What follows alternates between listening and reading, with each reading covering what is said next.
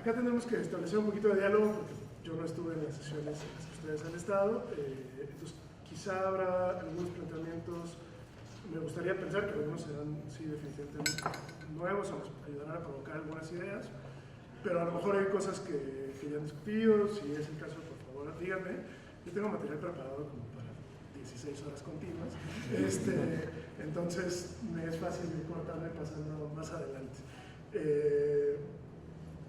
No se me complica demasiado.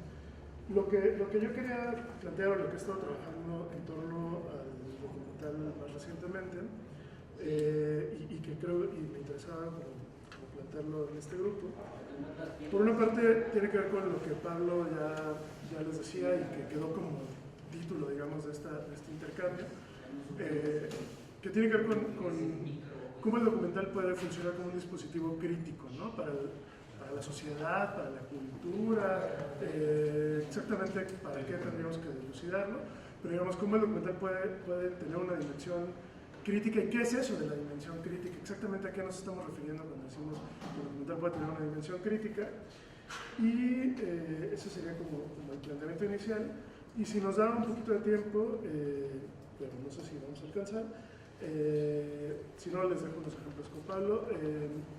Un planteamiento al que he estado trabajando recientemente, que tiene que ver más con dejar de pensar el documental tanto como un actor social y más pensar en su relación entre información y forma, quizá también un poco influenciado por el propio trabajo de Pablo,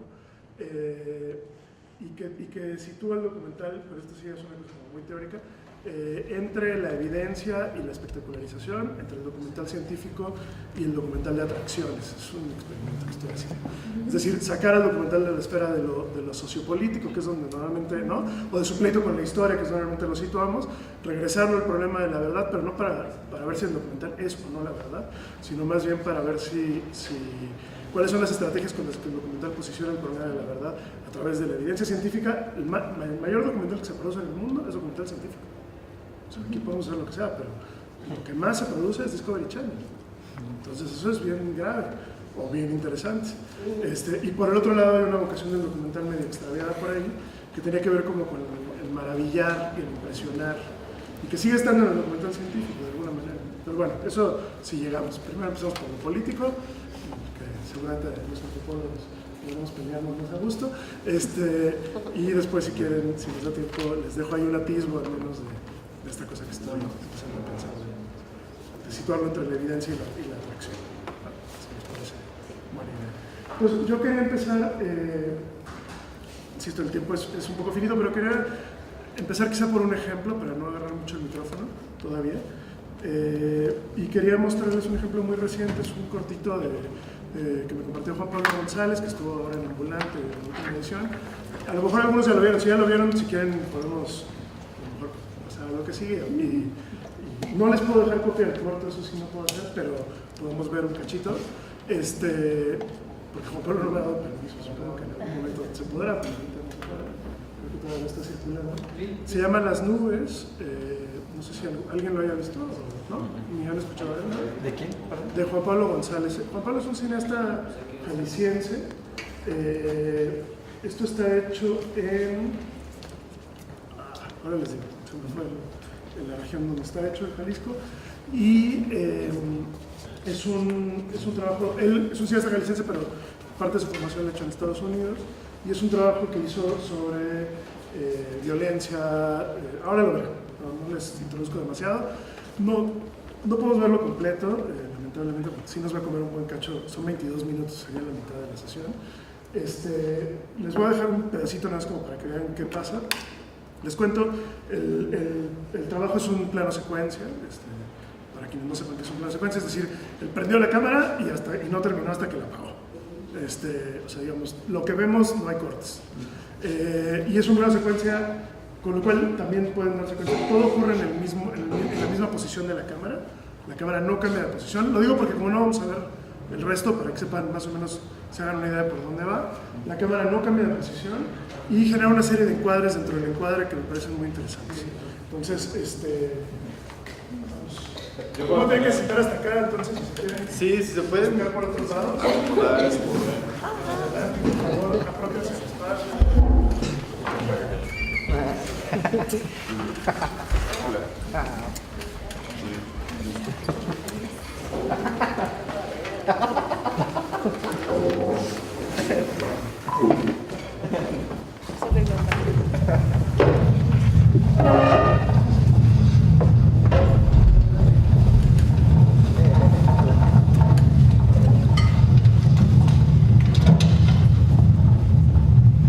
Esta es la desviación pero no, si quieres el primero, ya sigue la desviación.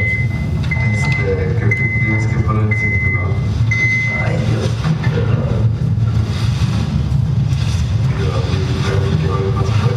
Ya más faltando.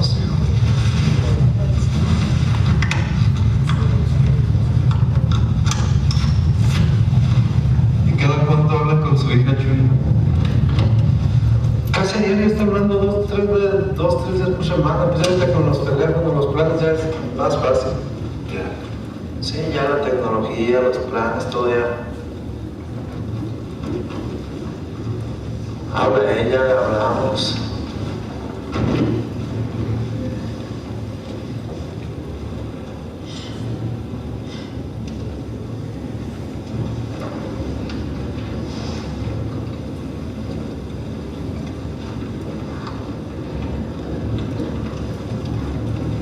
Mira, aquí está el valle de Maguey, en Pillas, para allá está Navarro, por el cañón ese, allá. Yo sigo derecho, ¿verdad? Sí.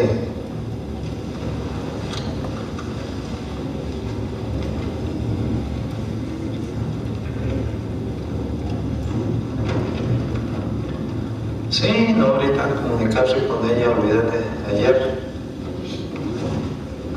también estuve hablando un rato con su mamá.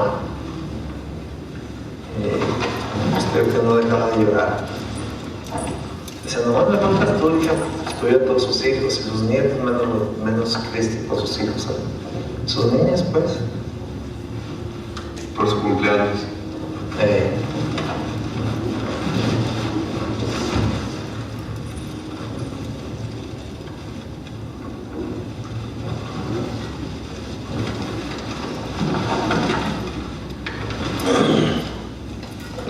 Y de todos, ahorita estás lejos y estás cerquitas por la tecnología. Lástima que allí en la tienda no podemos, no puede entrar el internet, no. Como están los cables ahí, me lo han puesto y ya han jalado. Como están los cables de alta tensión, dicen que necesitan meter una antena muy alta para que podamos tener bien internet y pues sale muy costoso para ellos y no les sale el costo. Yo lo pagué en internet como 5 meses, hicimos la lucha y venían y modificaban y 2 veces nos pudimos avanzar con mi hija por la computadora.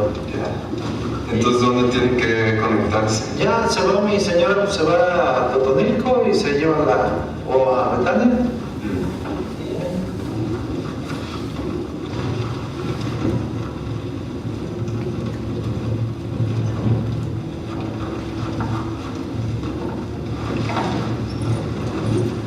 Antes todo esto, este rancho lo llevó hace un rato la mamá de acá. De aquí hasta donde empezaron las tomas ahí, todo el tanto que está allá.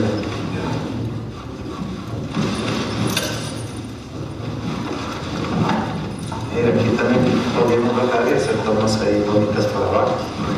Pero para acá está el rancho, mira, aquí de cada rancho, mira.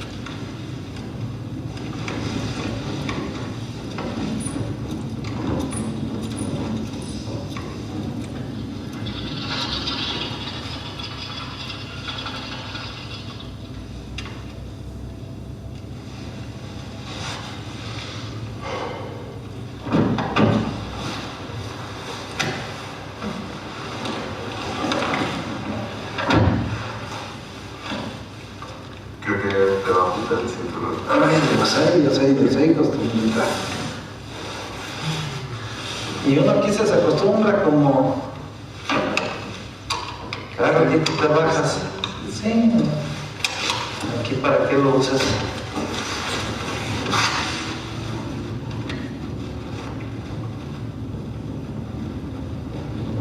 Y entonces, ¿hace cuánto fue que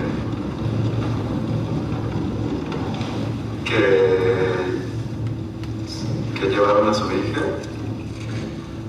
A ella, pues ya no me acuerdo, pero ya pasa de 5 años, mi memoria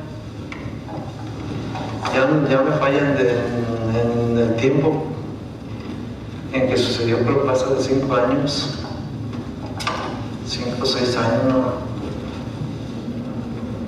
no recuerdo. Para mí están pasando las fechas tan rápido que ahora a mí me pasó una cosa bien curiosa. Si te fijas, yo no uso reloj, no traigo celular. Yo casi no uso desde que me dio el infarto. A mí me dijo el doctor, usted viene el tiempo, vi las expresiones. Y me desacostumbré a usar reloj. Yo vivo la vida así, bien bonito, era sin acordarme del tiempo, ni qué horas son, ni voy a llegar tarde, ni tengo que hacer estas horas, más o menos a la hora que tengo que hacer una cosa, me acuerdo y voy, y a veces se me ve y digo, ya es tarde, pues ni modo, pues ahora ya no voy pero me la paso así, como que desde entonces se me olvidó mucho, como no uso, se me olvidan las fechas en que estamos y todo seguido así. Pero sí, ya hace bastantitos años que la llevamos. Pero si te acuerdas cómo fue esa noche. Esa noche la tengo grabada, esa noche no se me olvida, no nomás esa noche, muchas noches. La angustia de mi hija desde que secuestraron al novio que tenía, que le dijo que yo no podía andar con ella porque lo habían amenazado que si seguía con ella lo mataban cuando lo soltaron, que pagaron el secuestro. Y pues diario la molestaban a ella. Mi hija llegaba bien nerviosa, papá, ya no aguanto esta situación. Pues yo tampoco, ¿tú crees que yo la aguantaba? Y yo llegué a ir a Guadalajara con mi esposa a surtir y hasta allá nos iban a seguir, nos iban siguiendo. Y llegábamos y a lo mejor ellos tenían miedo que yo iba a poner a levantar una denuncia o hacer algo en contra de ellos, o sea, a decir algo. Por eso me seguían, no sé por qué, o para saber dónde vivía toda mi familia. Aquí es donde tengo una propiedad y de aquí ya pueden tomar tomas bonitas hacia allá, en caso de que quieran. Y si quieres que sigamos para allá, seguimos para allá. Seguimos un poco si quieren. Y pues ese día decisivo, tomamos la decisión, llegó mi hija muy nerviosa y llegó y me dijo, papá, ya no puedo más. Dijo, ya la notaba muy nerviosa, dijo, fui al pueblo y me paró y me dijo que tenía que ser de él a huevo, como yo lo veo, tenía que ser su vieja. Y pues antes me dejó venir. Y pues decidimos, le hablamos a mi cuñada allá en Estados Unidos que si la recibía, que no, iba encantado de la vida, vente para acá. Le sacamos los boletos de avión en la noche. Recuerdo que nerviosos empacamos. Entonces los puntos se quedaban allí afuera de tu casa, se puede decir, ahí en la entrada del negocio y se quedaban. Y diario vigilándonos. La ventaja que tenemos la cochera por la parte de atrás, donde la hecho la entrada de donde entramos, no sé si ubicaste la entrada de la casa. Entonces, sería como a las, no recuerdo exactamente la hora, si fueron como a las 11 o las 12 cuando nos fuimos, salía a toda velocidad. Pero sí me alcanzó a ver el muchacho porque les echó el pitazo y cuando iba yo pasando ahí por el pueblo, por la parte donde te comenté que asistían ellos, me salió una camioneta de él y me siguieron casi hasta Guadalajara. No, yo me fui, pues la angustia, mi esposa, mi hija iba rezando, mi hija, ahí viene, pues sí, bien nerviosos y a todo lo que daba la camioneta, no la aguja pitaba, porque ya no daba más la pelota, si traigo más traía la leche, si de más velocidad más la metía, y así iban atrás de mí. Y recuerdo que me metí por la libre porque acababan de hacer el periférico nuevo que está en Guadalajara, que llegó más rápido al aeropuerto que acá por la autopista, y estaban construyendo un puente, iba un tráiler y estaban unos bloques grandes, y me le metí arriesgando la vida ahí, me le metí y apenas logré pasar y fue como los perdí. Entonces fue algo nervioso. Cuando llegamos a un semáforo,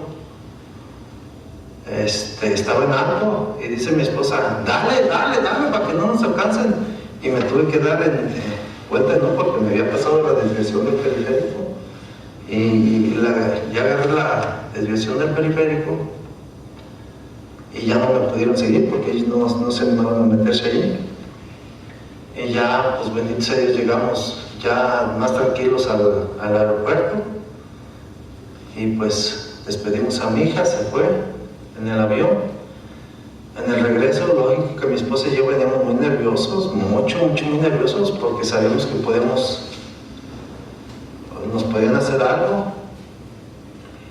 Y gracias a Dios, Dios nos iluminó, o ellos entendieron, porque otro día que llegamos ahí llegaron y mi Lolo, pues Lolo fue patrón, como así le decía uno, a esos señores tienen uno que hablar de patrón. Oiga, ¿a qué se fue tan a la carrera ayer? Le dije, no, pues voy a llevar a mi hija al aeropuerto porque mi cuñada se puso muy grave y quería que se le dejaba a su hija porque le cuidara a sus niños. Le echamos esa mentira y no la creyó, ¿verdad? Y pues como amanecimos ahí, ¿verdad? Y ellos se siguieron allí al pendiente y siguieron ahí al pendiente de nosotros sería como al mes. Perdón, voy a tener que... La dejo corriendo si quieren, pero es que si no nos va a comer demasiado tiempo. La película, pero sigue narrando un poquito la anécdota de este hombre y su esposa, que después la tienda pues acaba casi tornando, en fin, una anécdota que seguramente no es ajena a la situación del país, ¿no? En este momento y ya desde hace varios años. Entonces, no sé, ¿qué ven en esta peli? ¿Qué les llama la atención? ¿Qué alcanzan a encontrar ahí? Entrada a la toma única. Escucho, voy a cerrar la puerta porque no le cierro, no te puedes. Sí, gracias.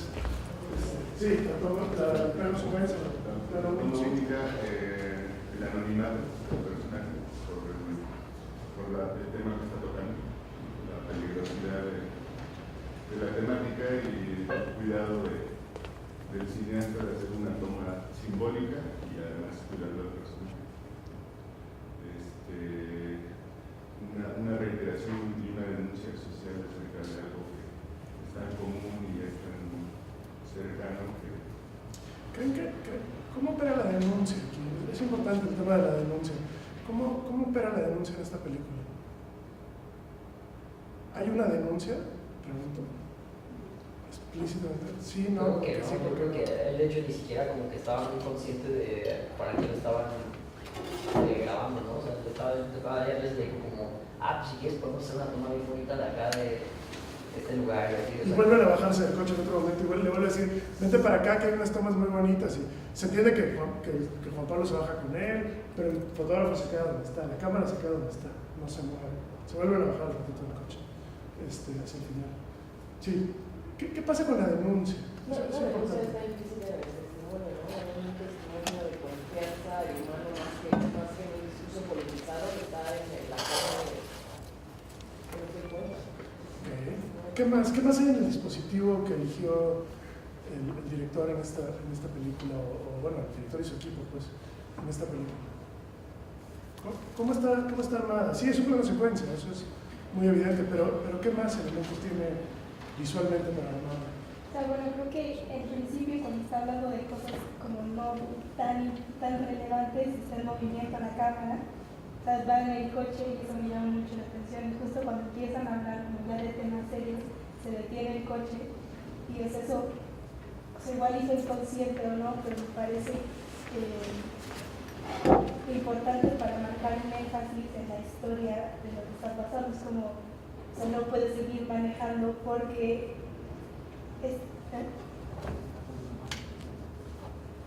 ella está hablando como de otros temas más. Ok, entonces anecdóticamente hay una relación también entre el manejar y la historia que nos va narrando este personaje. ¿Qué más ven? ¿Qué ven en la toma? Es una conversación. ¿Eh? Es una conversación más que una entrevista con alguien sentado. Y es una conversación cercana, y ya les puedo adelantar. Juan Pablo, todas sus películas las ha hecho aquí en Atotonilco, que no me acordaba que eran mencionadas. En la región de Atotonilco es donde ha hecho todo su trabajo y seguramente es alguien cercano, alguien con quien ha trabajado mucho tiempo. Pero ¿qué ven? ¿Qué se ve? Pues el contexto también, el marco. Sí, ¿cuál es el contexto? Lo que se ve más allá de la mirada del enfoque en el espejo, se ve como el contexto del... ¿Reconocemos ese contexto? ¿Es un lugar que podamos reconocer? No, pero se ve como difícil de accesar. Conocemos sus características, sin embargo no conocemos su ubicación geográfica, quizá ni siquiera su temporalidad, no sabemos cuándo se filmó esto exactamente, ¿no? O sea, es decir, reconocemos las características del lugar, del espacio, para ser más precisos, pero no sabemos en qué lugares. O sea, realmente no sabemos dónde están. Digo, lo está diciendo. ¿Eh? El personaje lo dice. Dice la región, pero ¿dónde está ese camino de terracería y dónde está ese rancho y cómo llegar ahí? No tenemos ni idea. No hay una ubicación, esto es bien importante, no hay una ubicación espaciotemporal cinematográfica que, ojo, cualquier película de ficción clásica que nosotros veamos, ¿no? Lo primero que hace es decirlo, es ponernos unos planitos que dicen Nueva York, ¿no? Y a veces hasta 1932, ¿no? O 1928, ya sabemos que va a ser la Gran Depresión, ¿no? Sabemos siempre en dónde y cuándo. Y el documental tiende a ir mucho para allá también, ¿no? Decirnos, esto ocurre en este lugar y a esta hora y en este momento preciso. Bien importante, aquí Juan Pablo no lo hace, ¿no? Hay una cierta desubicación. Sabemos que es el Bajío, sabemos que es Jalisco, sabemos que está cerca de Atotonilco, entre Atotonilco y Betania, quizá. Es todo lo que podemos saber. Pero no hay una determinación y no podemos ubicarnos en el espacio. ¿No? O sea, no hay ninguna manera de que andemos caminando por ahí de casualidad y de pronto digamos, ah, sí, este es el rancho donde se filmó la película de las nubes. No hay manera. ¿Qué más ven? Entonces el contexto funciona en un sentido muy extraño. Lo digo porque va a ser muy importante. No quería, pero igual está pisando. Ahí está. Entonces vamos hablando de ciertas cosas, ¿no? Está apareciendo el problema del contexto. Por acá ¿cómo se dice? Lo que dijiste tú, la denuncia.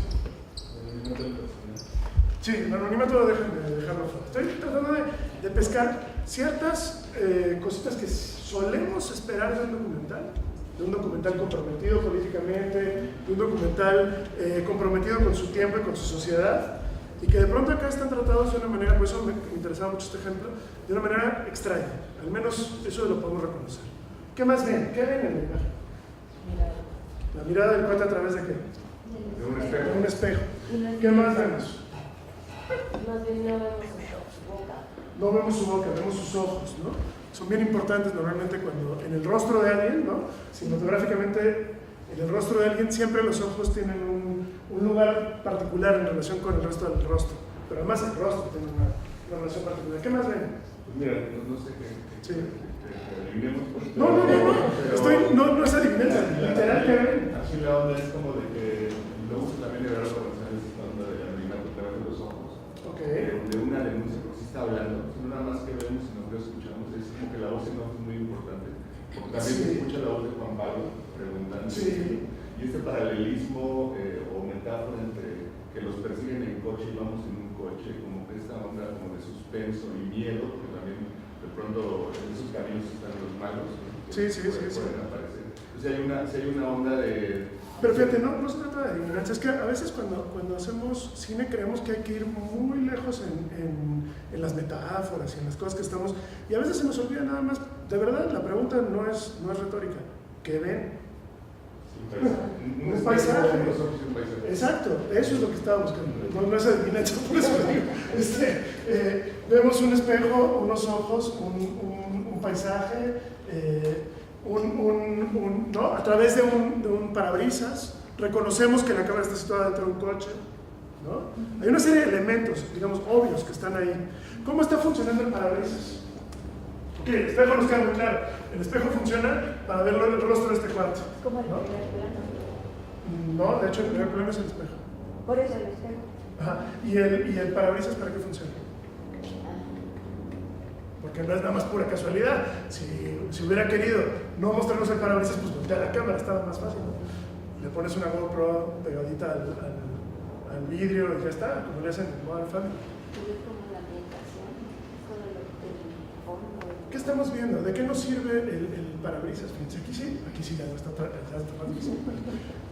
Nos deja ver el paisaje, es cierto. Pero ¿qué va haciendo el coche cuando o sea, hay un movimiento de la cámara, ¿no? Hay un juego doble de la cámara. Por un lado, la cámara parece estar estática sobre un personaje, ¿no? El rostro del personaje no lo perdemos en ningún momento. Y al mismo tiempo, estamos viendo lo que el personaje ve, o lo que más o menos ve. No exactamente, pero muy cercano a lo que el personaje está viendo. Y eso que el personaje está viendo se está moviendo constantemente. Hay muchos cuadros cinematográficos dentro del cuadro. ¿Sí lo ven? Incluso más clavadamente hay más. Por acá se empiezan a ver ciertas cosas dentro del espejo. Hay un momento donde el espejo, con todos los espejos del coche, hace un doble reflejo, ¿no? Porque tienen esta cosa para que si te echan las altas, ¿no? Te puedes mover. Entonces en realidad los espejos de los profesores tienen doble, entonces el momento se ve doble. En fin, hay muchas imágenes dentro de la imagen. No sé, ¿por qué tanta claridad en esta película? ¿Qué es lo que está intentando contar esta peli? Es importante el hecho que nos está contando, el hecho específico en sí. O sea, después de esto vamos a salir todos a hacer una manifestación para que atrapen a estos hombres de Atotonilco que han acusado a este pobre hombre y su hija y su esposa. ¿Ese es el objetivo de la película? ¿Para qué está haciendo esta película? Pienso un poco que es para que te sitúes como el personaje, ¿no? Para que te sientas como tú eres el juego del espejo es que tú veas a través de su mirada, ¿no? Te sitúes como esto. Eso se llama identificación. O empatía. ¿Qué más está intentando hacer la película? ¿Ustedes se identifican con este personaje? Se siente como su angustia, ¿no? Se siente su angustia. Pero ¿se identifican con el personaje? No, de ninguna manera. ¿Qué pasa con la situación? Es una situación, insisto, sobre la misma idea del contexto. Tampoco la situación la podemos rastrear. O sea, no hay un hecho periodístico aquí metido, ¿me entienden? Sobre el cual después podamos decir, no, urge que vaya un procurador aquí está este crimen que hay que resolver, ¿no? Aquí está esto que es urgente que ataquemos este asunto. No hay un sentido de urgencia en esta película. Es una denuncia muy extraña, insisto.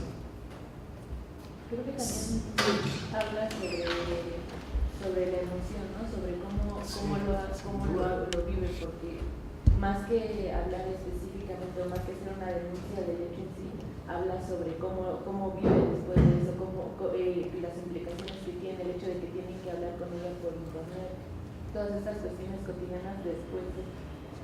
El hecho en sí. ¿Se ve violencia? No, para nada. No hay una sola imagen que nos deje ver cualquier atisbo morboso, perverso de violencia, ¿cierto? Estoy usando esta película como excusa, evidentemente, para reflexionar una serie de cosas de documental.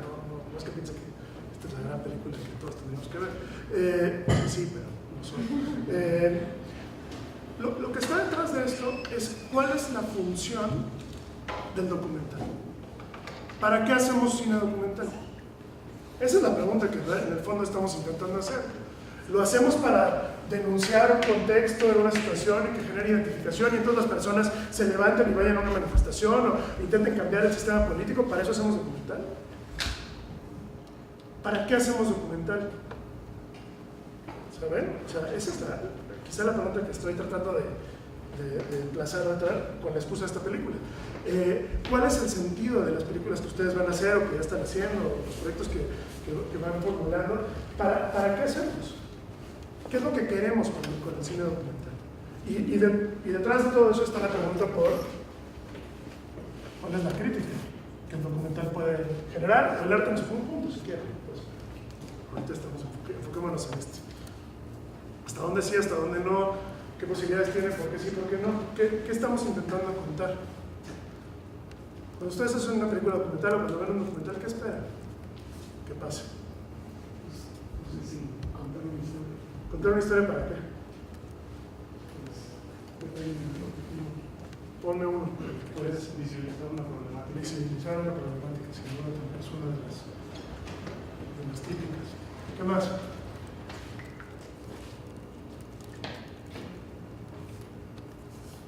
Una que nos gusta mucho, hacer conciencia.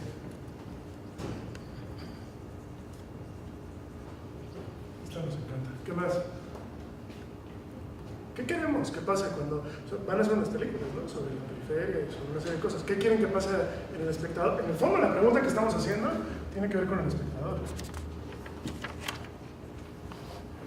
O sea, sí, ustedes van a hacer cine documental, pero hay que preguntarnos por quién lo va a ver y qué queremos que le pase a esa persona cuando lo vea. Quizá el documental nos obliga a un compromiso.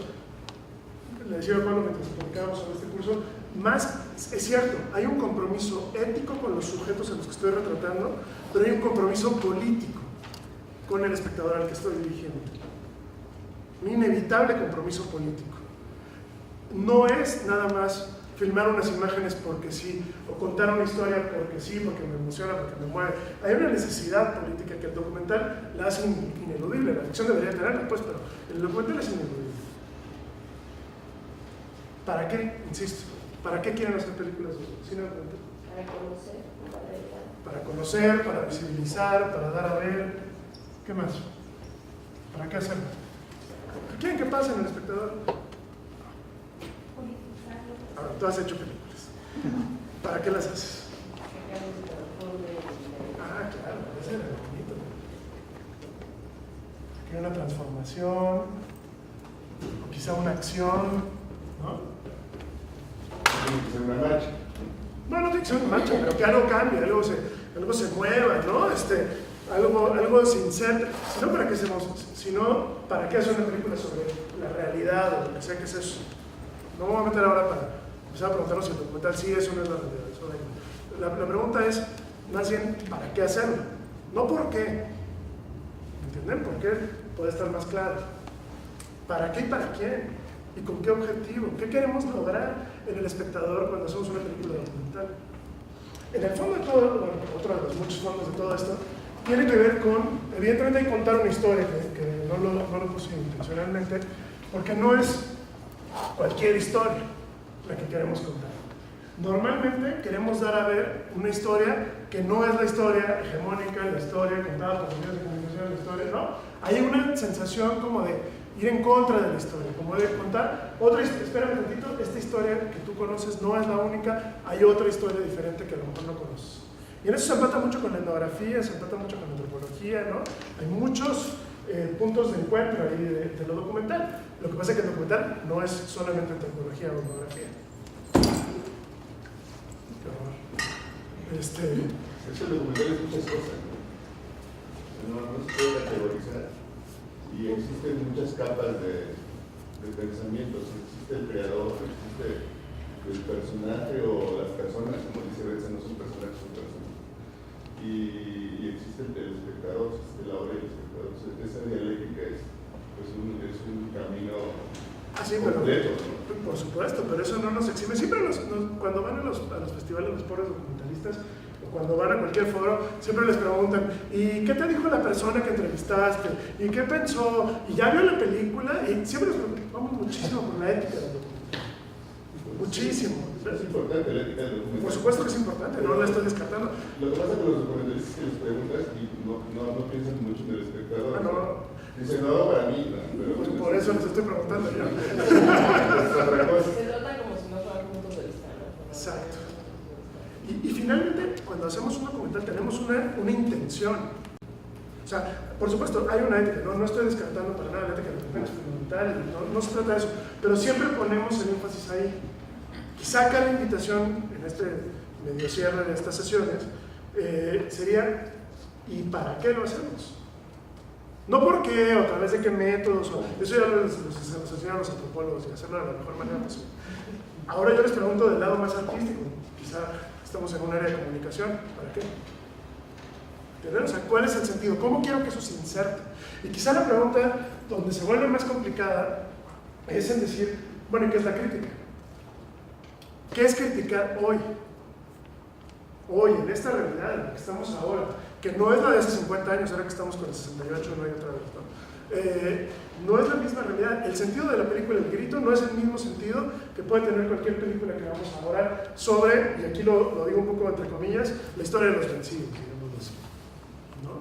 Aunque hablemos de los poderosos, en el fondo, el documental siempre está buscando contar esa contrahistoria, esa historia contrahegemónica, esa historia que se sustrae a la historia, que está contrapelo, estos términos, o que está intentando reivindicar a los vencidos. El problema es que no podemos contar la historia de los vencidos de la misma manera como contamos la historia de los vencedores.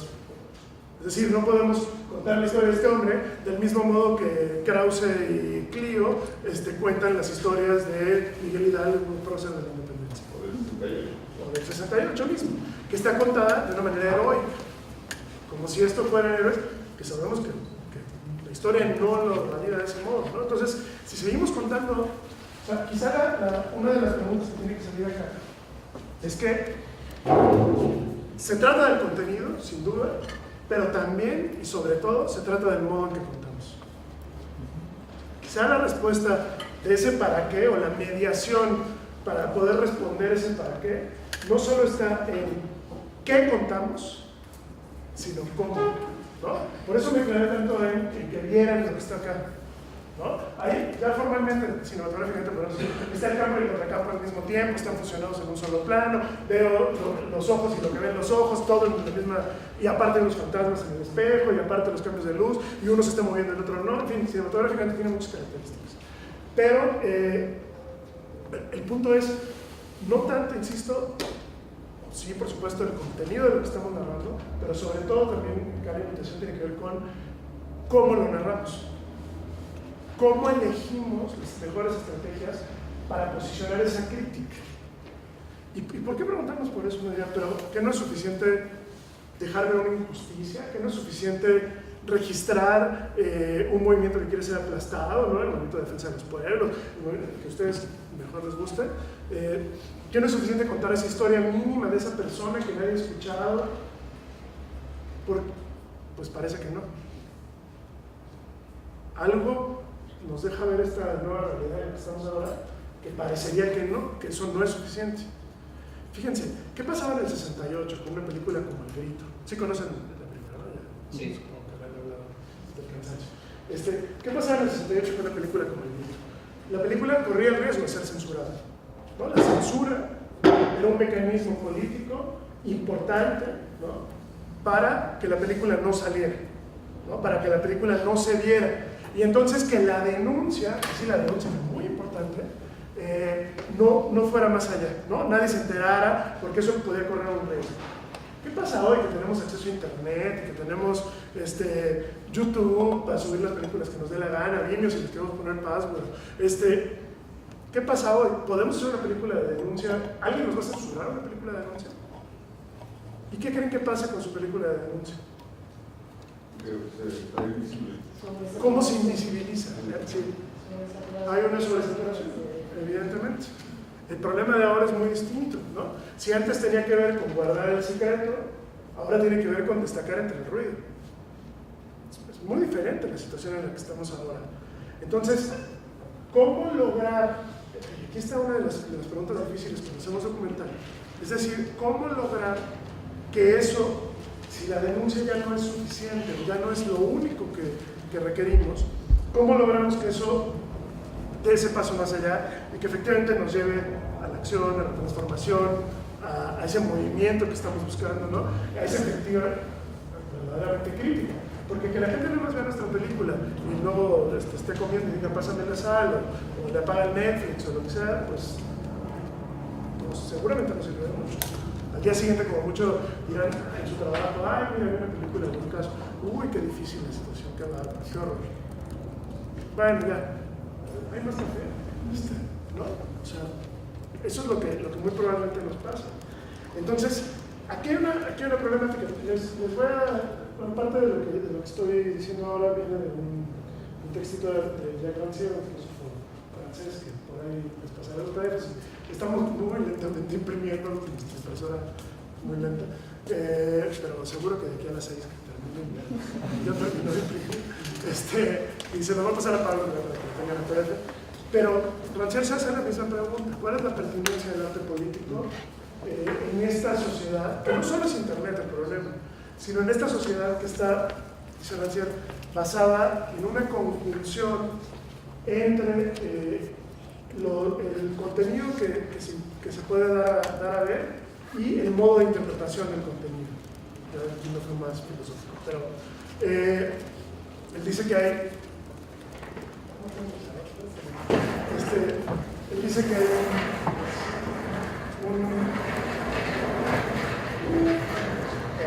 así se lo tengo. Lo que Rancière dice es que en el fondo hay un consenso. Que la sociedad en la que estamos ahora, no sé si estamos más o menos de acuerdo, eso habría que discutir después, pero que la sociedad en la que estamos ahora, más bien, lo que plantea es un consenso, es la búsqueda constante del consenso, o dicho de otro modo, la eliminación constante del disenso. ¿Y qué sería ese consenso? Dice, es el consenso implica la correlación o la empatía o la identificación entre sentido y identificación. Es decir, lo que estoy diciendo y sensación. ¿Cómo lo estoy diciendo?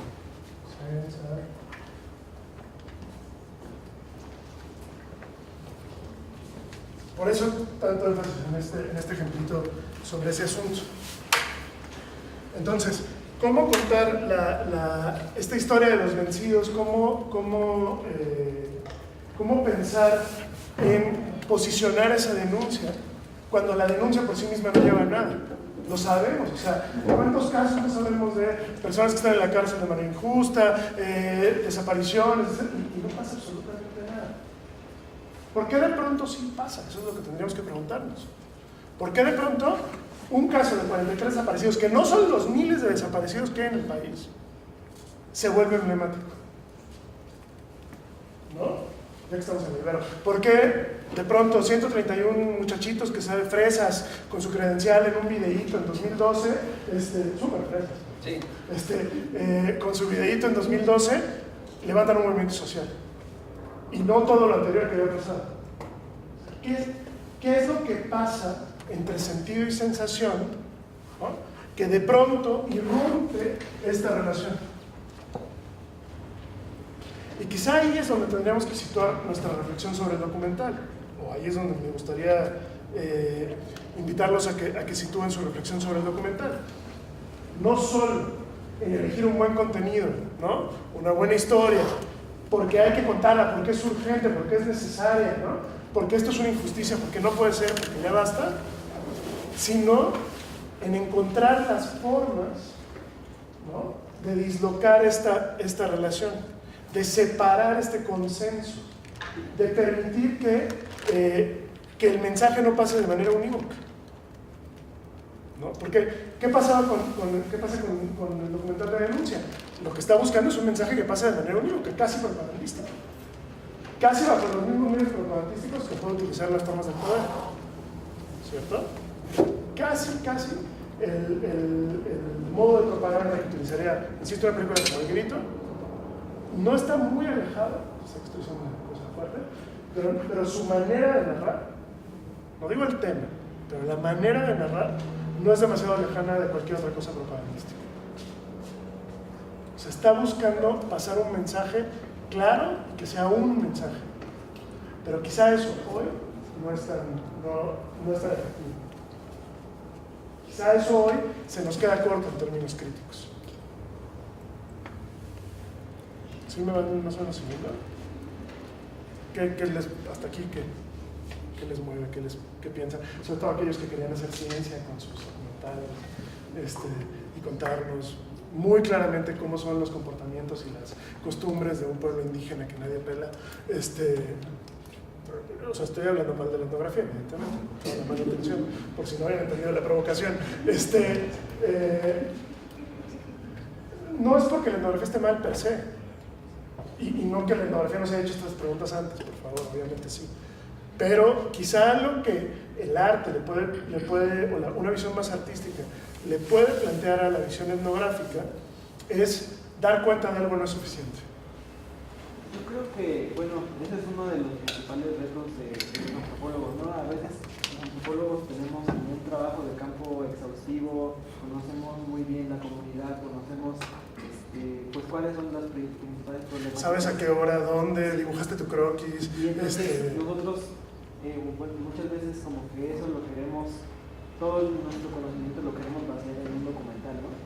El reto muchas veces es apropiarse del lenguaje cinematográfico, apropiarse como de estos dispositivos artísticos que nosotros, digamos, en la disciplina antropológica como que pues es que eso es arte, ¿no? Es que eso no es ciencia. Entonces mi pregunta sería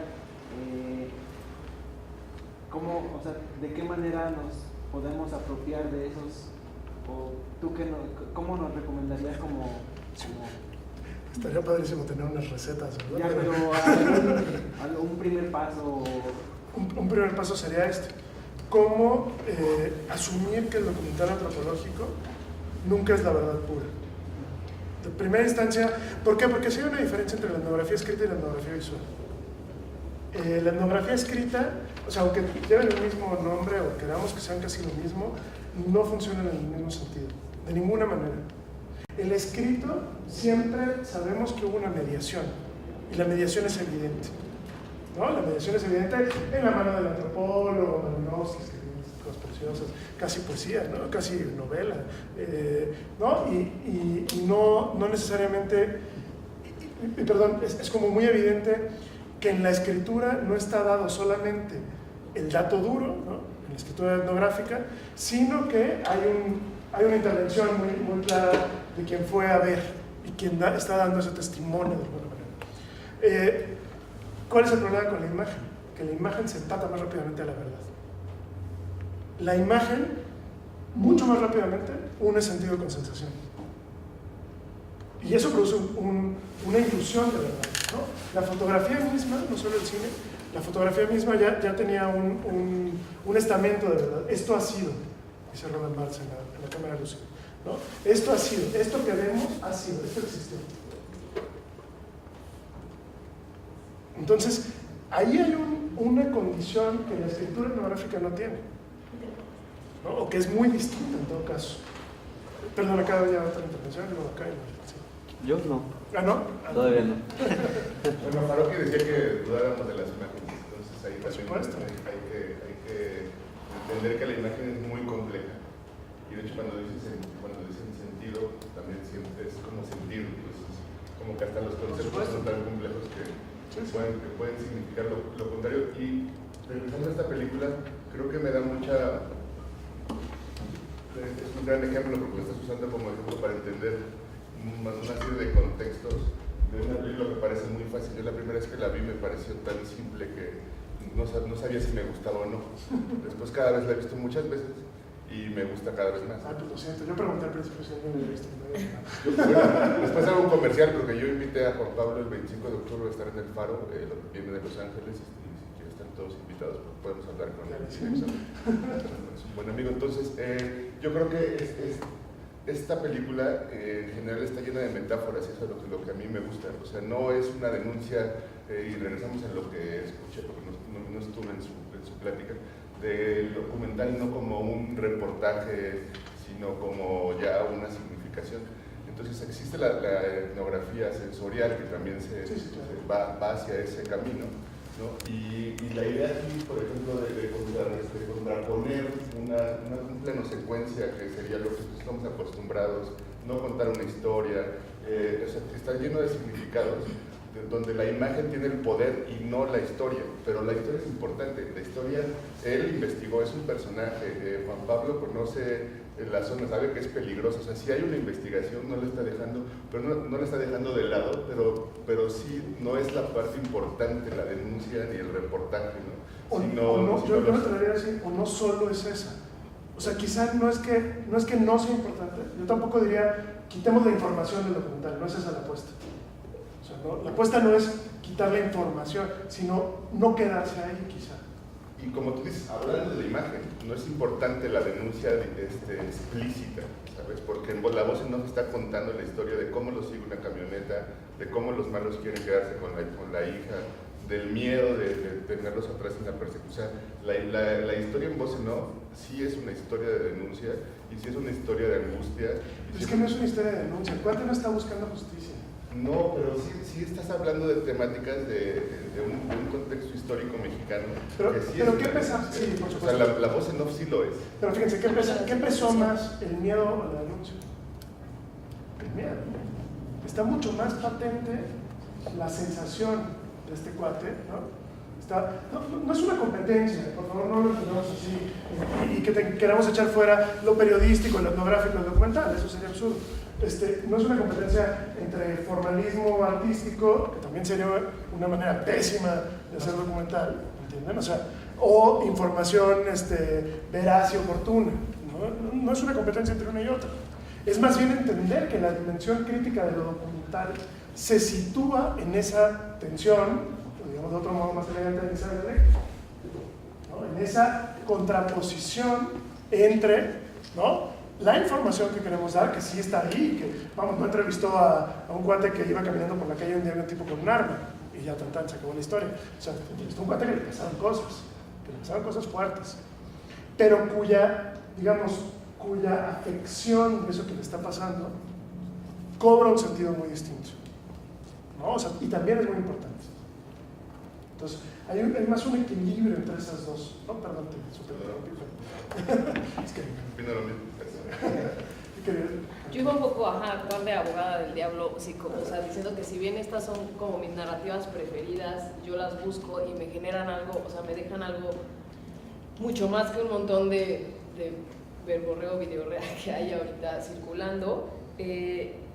O sea, también abogaría porque nuestras decisiones en forma también tienen que ver con el tiempo, con los objetivos del video, ¿no? Por ejemplo, en La Sandía que hacíamos documental activista, que es una narrativa que a mí no me convence, que no me llega, que algo no me toca, también reconozco mucho lo que llega a lograr cuando, y La Sandía hace mucho énfasis en pensar en el objetivo, mensaje y audiencia de nuestros videos, ¿no? Y por ejemplo, ese se cataloga como mucho un video de incidencia. Yo lo pongo como que cuánto incidimos cuando hay tanta información, pero igual preguntarnos siempre por eso, objetivo, mensaje y de audiencia. Entonces yo pienso lo que han generado videos del género activista en cuanto a la incidencia hay, o sea, por ejemplo, cuando las mujeres de Atenco, los videos que se produjeron rápido, súper activistas, llegaron a la Corte Interamericana, ¿no? Entonces, o sea, situar como las potencialidades de cada uno y siempre preguntarnos para qué son y por qué. Pensemos también en los que surgieron de Ayotzinapa, o sea, Mirar Morir con el formato periodístico que tiene, surgió en un momento, tuvo como la capacidad de salir rapidísimo en este formato periodístico donde sale todo el rato Temo el Greco y que no es como muy padre, pero surgió en ese momento rápido.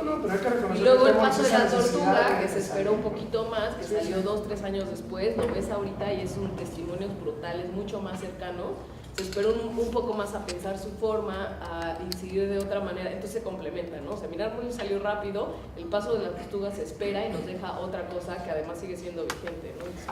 Y que totalmente de acuerdo con lo que estás diciendo, o sea, y me parece que en todos esos ejemplos está esa pregunta, ¿no? ¿Para qué estoy haciendo esto? ¿Cuál es el sentido de y no es una pregunta que se responde de manera ingenua, ¿no? Lo estoy haciendo porque es súper importante. Cuando se responde, cuando esa es su respuesta a por qué están haciendo su documental o para qué lo están haciendo, olvídense, ya están fritos.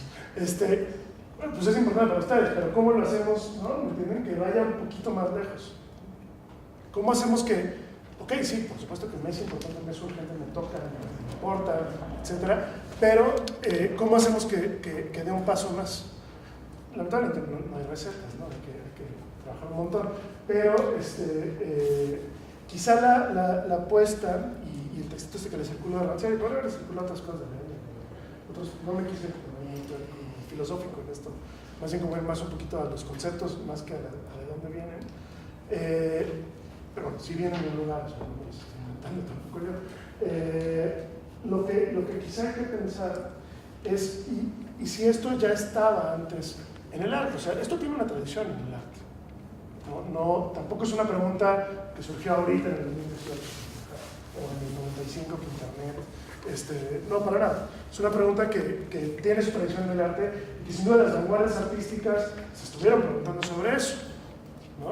O sea, ¿cómo produzco una irrupción, cómo produzco un cambio, ¿no? Todo el arte comprometido a lo largo, sobre todo del siglo XX, se ha estado preguntando en torno a esto.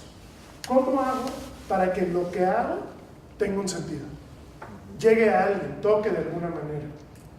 El problema es que quizá el 68 marca un cambio, parece global, en los modos de producir ese tipo de denuncia y nos obliga a pensar de otra manera, a buscar otras formas, ¿no? Que no solamente estén poniendo por delante la denuncia, ¿no? Pensando, por ejemplo, en los artistas socialistas en los diferentes países donde no había socialismo, no así tanto en el comunismo ruso, ¿no? Que ahí va por otra vía. O pensando concretamente en, nomás para citar algunos ejemplos, Carlos, como tú quieres dejarme cuánto tiempo, quizá volver a las preguntas que se hacía un tipo que estaba en los años 30 en Alemania, preguntándose justamente por qué hacer cuando el discurso hegemónico parece llevarnos hacia un lugar que era el totalitarismo, puro y duro, ¿no? Que es que seguramente era un director de teatro, pero que más allá de su obra de teatro, su reflexión y lo que él va pensando en torno a cómo se va generando una propuesta totalitarista en Alemania, ¿no? Que ya sabemos qué va a pasar en los años 20 y 30, que va a acabar en su propio exilio y una serie de cosas. Él ya está planteando una irrupción entre identificación y conciencia. Porque aquí lo que no es demasiado claro es cómo pasamos. O sea, esta es la pregunta final con la que les quiero dejar. ¿Cómo pasar de aquí? Ese es el kit de la cuestión. Ahí es donde el meollo del problema. O sea, ¿cómo le hacemos? ¿La conciencia es suficiente para que alguien se levante de su sofá, gordo como es, y se ponga a hacer cosas? Probablemente no. Lo que nos ha enseñado la historia es que seguramente no. O sea, y aquí estoy haciendo un gesto del marxismo tradicional durísimo, que pensaba que solamente por la pura conciencia de clases ya se activaba la lucha de clases. Quizá no. La apuesta que hace Rancière, me parece interesante, es decir, sí cuando hay un contexto político que lo fomente, pero a partir del 68 ese contexto fue en declive. Y hoy no hay un contexto político que nos lleve directamente de la conciencia a la acción. Entonces hay que trabajar en esto. Lo difícil es la flecha. ¿Cómo? Y no hay, seguramente no hay respuestas. ¿Cómo lo hace Juan Pablo en esta película? Bueno, yo creo que ahí es el ver distinto. O sea, finalmente, ya estando ahí, estás en el juego y, o sea, lo sabes. Creo que... Sí, uno como documentalista, pero el espectador cuando te ve, ¿cómo lo hacemos que se pare de la butaca con toda la flojera del mundo entre palomitas y realmente algo? Chinches. Chinches, sí, por supuesto. Es que yo creo que a lo mejor estamos como muy acostumbrados un poco a que el malo se vea como malo, ¿no? O sea, bueno, dando un ejemplo así, no sé si me explico, que a lo mejor me daría más miedo que alguien me diga, te voy a matar, y sonriendo, te voy a matar, ¿sí me explico? O sea, como ir... Sí, pero en nuestro hacer películas, o sea, no tiene nada que ver con en nuestro hacer películas, porque al final del día lo que queremos es una película. Y sabemos que las películas tienen una posibilidad de llevarlos a la acción. O sea, ha pasado muchas veces en la historia del cine y en la historia de la humanidad. O sea, y el arte ha tenido muchas veces una capacidad de llevar a la acción. Es decir, no solo los artistas tienen que hacer las pancartas de las manifestaciones, sino también el arte mismo, el arte, quizá no galerías, pues, pero el arte que se produce con un fin más artístico puede llevar a la indignación, puede llevar a otros lugares, lo sabemos. Las estrategias están ahí puestas. La pregunta es, ¿cómo hacemos para que nuestro documental, que parte de un contenido y que seguramente han estado trabajando en ello, van a estar trabajando en ello, elegir el tema, ir a conocer bien ese tema, saber cómo lo delimitamos bien, generar conciencia sobre él, generar un relato en torno a él, cómo eso puede llevar a cierto tipo de acción, que sea a cierto movimiento, a cierta transformación, ¿no? A cierto cambio en la historia. Al final del día estamos introduciendo imágenes al mundo de las imágenes, si quieren, que van a entrar a la historia. Sí, claro, no van a entrar a la historia igual que un noticiero de Televisa, pero como un videíto pinchurriento de 131 muchachitos tuvo que ser transmitido en Televisa porque no les quedó de otra. O sea, me acuerdo perfecto cuando Loret les tuvo que hablar y no hubo de otra, y los tuvo que entrevistar a todo su pesar. ¿No? ¿Cómo lograr eso?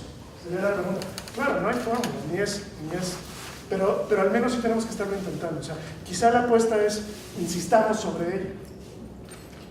No lo vamos a encontrar en la primera, no va a estar, no hay fórmula, no hay manera de resolverlo así inmediatamente, pero al menos seamos conscientes de que esto es lo que estamos buscando y que hay que buscar mediaciones y que hay que buscar maneras de romper este consenso con el cual leemos las imágenes para que entonces quizá empecemos a afectar,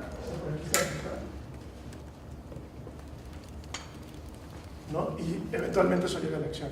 Quizá ese miedo, ¿no?, que transmite la película de Juan Pablo, o el personaje de la película de Juan Pablo, y esos paisajes bucólicos, ¿no?, esa relación que se va entretejiendo, no olvido que quieres interrumpir. Y eso que se va entretejiendo ahí, quizá eso nos deja una huella, una impronta, ¿no?, que eventualmente nos pueda llevar hacia la acción. Cada quien la acción que pueda, desde donde pueda, como pueda. ¿Me entienden? O sea, tampoco podemos calificar la acción, tampoco tiene que ser el movimiento social necesariamente, o la marcha. Hay muchas maneras de llevar a la acción. Pero lo que yo quise invitarlos es a no olvidar esta pregunta, o no olvidar esta necesidad, esta insistencia en que lo que sea que debe ser el documental no es suficiente crear conciencia. Hay que buscar estrategias que nos lleven a la acción, porque en este mundo en el que estamos ahora, con denunciar y crear conciencia, parece que no es suficiente. Perdón, parece que sí. Bueno, en este sentido, creo que es una pregunta que decías muy bien y que ayuda a es el cómo narrar. No, si bien no hay fórmulas, creo que tenemos mucho que aprender del cuento, ¿no? La literatura está ahí a nuestro servicio y hay teorías del cuento que nos pueden ayudar a pensar. No, por ejemplo, Edgar Allan Poe tiene algo que se llama unidad de impresión. Entonces esta unidad hace que todo lo que se cuenta alrededor del hecho, ¿no? Supongamos aquí hubo un secuestro, ¿no? Todo va a estar como enfocado, bueno, no lo hice así, pero bueno, hay muchas teorías del cuento que nos pueden ayudar y que si bien no son recetas, son como modelos que podemos aprovechar bastante. Bueno, ahí tengo el librito, no está completo, pero se los paso para que igual podamos pensar sobre eso. El cómo narrar creo que es algo muy, muy aceptado, ¿no? Y quizá un poquito más allá del cómo narrar, cómo dar a ver, porque el cine no solo es narración. Sí, claro, bueno, o sea, sí es narración, hay roces, siempre hay roces, pero quizá hay más, ¿no? Es como, sí. También quizá tiene que ver como cómo dar a ver, cómo dar a oír. Sí.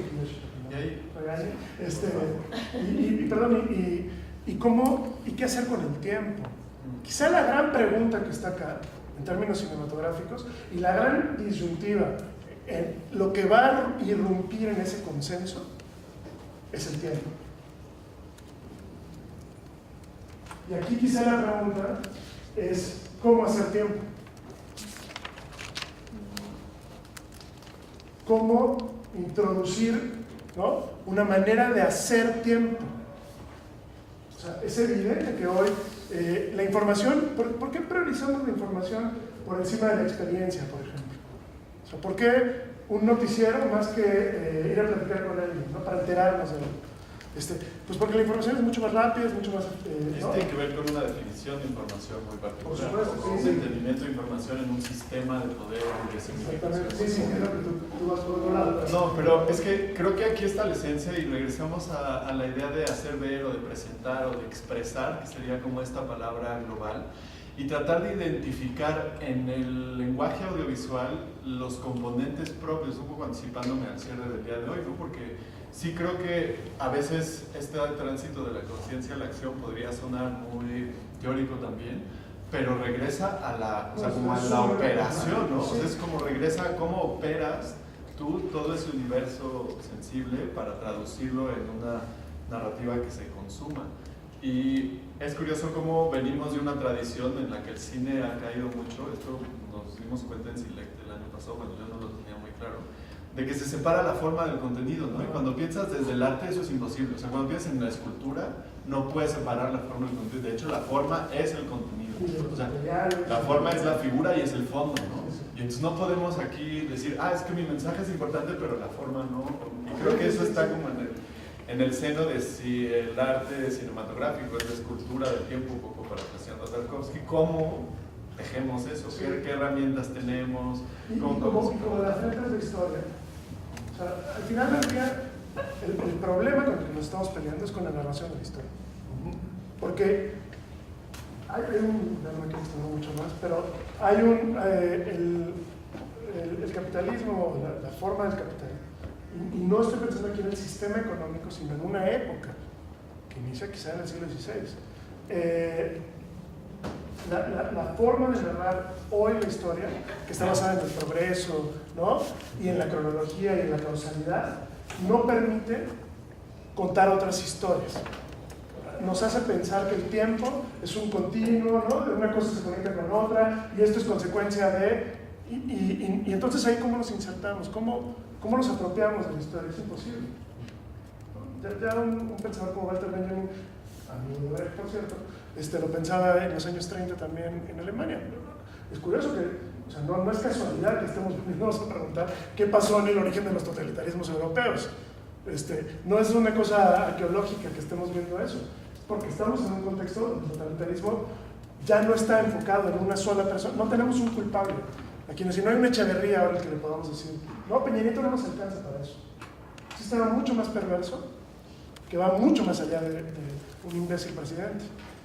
¿Entienden? O sea, no hay un culpable tan sencillo para encontrar. Porque podemos decir, porque está YouTube, porque tenemos la facultad de decir. El problema es que nadie nos escucha.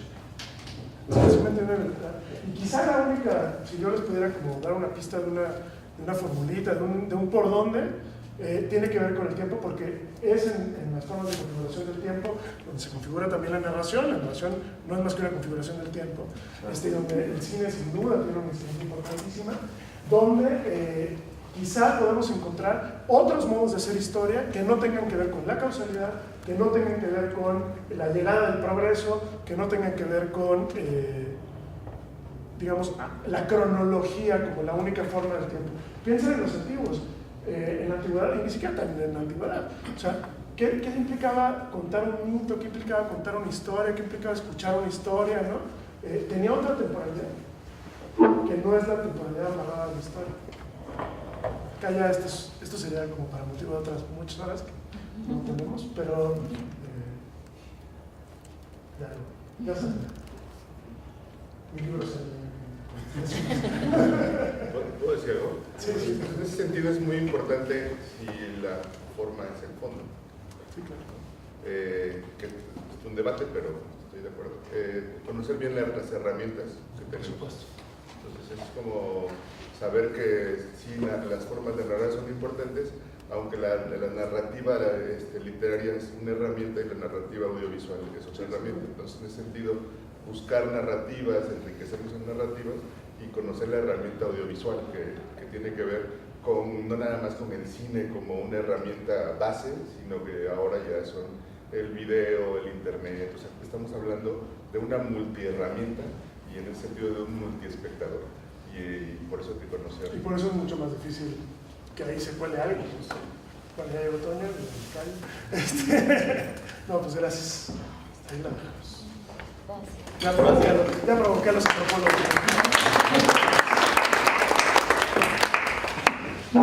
¿Alguien más tiene algún comentario?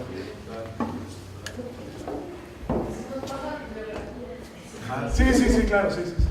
Por favor, los invito el 25, 5 de la tarde, estará Juan Pablo y otros 2 artistas de Los Ángeles mexicanos hablando de su trabajo. Entonces, Juan Pablo González en el Faro Aragón estará recibiendo el 25 de octubre. Gracias. Ya me va a regañar si regaña a los antropólogos. Estamos hablando más de los antropólogos. Siempre lo hago, ya saben. Es mi deporte favorito. Bueno, la sesión de hoy justo está diseñada como un pequeño arco de esta pregunta crítica. Vamos a pasar por 2 preguntas, entre comillas, más técnicas para tratar de pensar en la forma y sobre todo en la forma como, o sea, la forma creativa de la postproducción también, desde el audio y desde todo el circuito, para terminar otra vez con la pregunta sobre la investigación artística, en donde compartiré pues soluciones, ¿no? Soluciones que he implementado según los proyectos que he desarrollado. Entonces, creo que se concatena muy bien. Muchas gracias.